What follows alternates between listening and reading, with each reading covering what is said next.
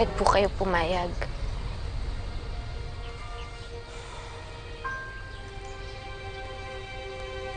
Di ba sabi mo gusto mong tulungan ng anak ko? Ayan. Matutulungan mo na siya.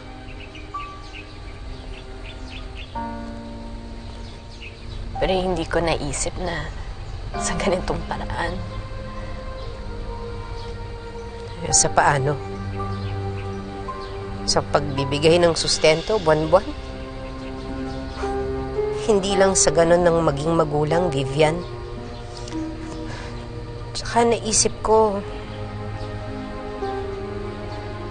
mas mabuti na rin to para sa anak ko. Kaya kahit malayo ako sa kanya, kahit sandaling panahon lang, titiisin ko yun. Ganito ang maging isang ina, Vivian. Ngayon, may pagkakataon ka na.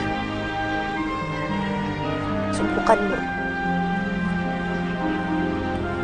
Magpaka-nanay ka kay Nery.